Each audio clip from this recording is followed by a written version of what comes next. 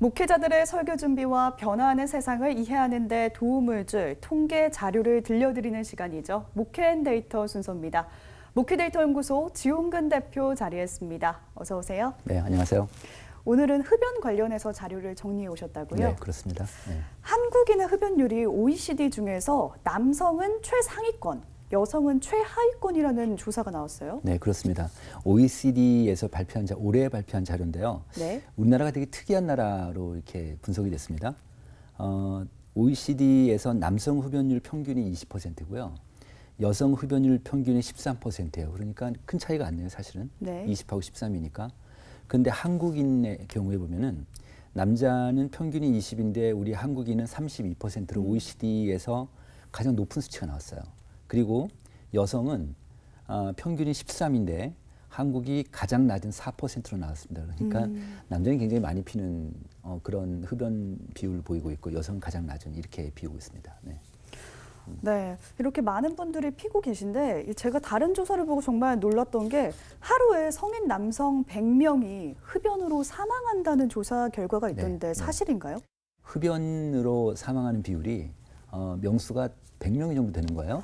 제가 그래서 이 데이터를 한번 봤더니 이게 2017년도에 보건복지부에서 나온 자료입니다. 그러니까 아무래도 우리나라 민간 단체에서 나온 데이터보다는 좀 더 정확하다고 볼 수 있는데 이 데이터를 보면은 2015년 기준입니다. 2015년도에 성인 남성, 30세 이상 남성 중에서 1년에 흡연으로 기인해서 사망하는 사람 수가 36,500명 정도 됩니다. 네. 그러니까 이거를 365일로 나누니까 딱 100명이 되는 거예요. 그 정도로 지금 우리나라가 흡연으로 인한 사망자 수가 굉장히 높은 그런 나라로 볼 수 있습니다.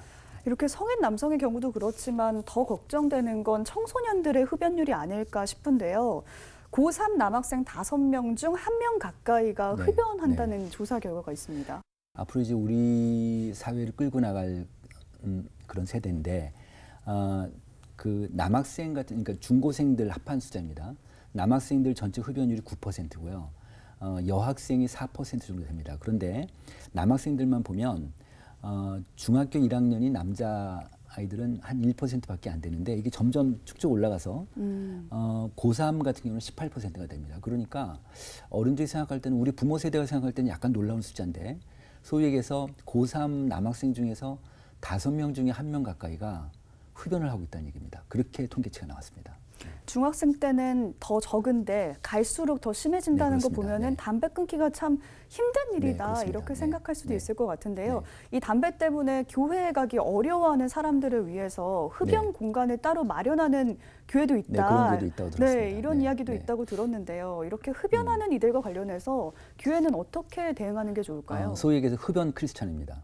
가장 그 마음에 좀 어려운 게 뭐냐면 교회 갔을 때 입냄새입니다. 입냄새. 네. 아무래도 그 담배를 피기 때문에 니코틴 냄새가 이제 밖으로 나오니까 교인들하고 얼굴 대 얼굴로 이제 마주 보면서 이게 대화하기가 이제 부담스러운 거예요. 그렇죠. 그러다 보니까 이분들이 약간 신앙이 좀 약하고 그러면 그냥 교회 안 나가지 뭐 이런 식으로 가난균으로 또 이렇게 빠질 수도 있고 그래서 이분들도 하나의 크리스찬이기 때문에 교회에 어떻게 유인할 수 있는가라는 생각해 보면 아주 간단한 예로 교회 화장실에 뭐 가글 같은 걸 좀 넣어서 아무나 이용할 수 있게 하면 좀 그래도 좀 더 덜 부담스럽지 않을까. 그리고 계속 교인들하고 계속 관계를 맺고 교제도 하고 또 말씀 공부도 하고 하면서 장기적으로 금연할 수 있도록 이렇게 돕는 그런 역할이 되게 중요할 것 같고요. 또 하나는 청소년들 얘기인데 네. 좀 전에 말씀드렸지만 청소년들이 금연이 어른보다 좀 어려워요. 그런데 이 금연을 성공한 학생들 있잖아요. 학생들한테 금연 성공 요인을 물어보니까 부모가 권유해서 또는 학교 선생님이 권유해서가 아닌 거예요. 친구인 거예요, 친구. 교회를 다니는 크리스찬 학생들한테 교회 학교에서 금연에 대한 또 흡연에 대한 폐해를 충분히 설명을 하고 학교 가서 학교 친구들한테 금연을 설득하고 이런 역할을 좀 우리 중고생 크리스찬들이 좀 할 수 있겠다 이런 생각이 들었고요. 또 하나는 뭐냐면 집에 가서 아버지 금연을 이렇게 권고하는 왜냐하면 성인들한테 물어보니까 누가 다음 중에서 그 어떤 요인일 때 금연을 하겠습니까? 그러니까 자녀가 자기한테 금연 권고를 하면 60%가 끊겠다는 얘기가 있습니다. 그런 수치가 있거든요. 그러니까 그렇게 교회학교 학생들을 통해서 부모님의 금연을 좀 이렇게 유도하는 그런 활동을 좀 할 수 있겠습니다. 네. 네. 지금까지 세상과 교회 흐름을 통계로 살펴봤습니다. 목회데이터 연구소 지용근 대표 함께했습니다. 고맙습니다. 네, 감사합니다.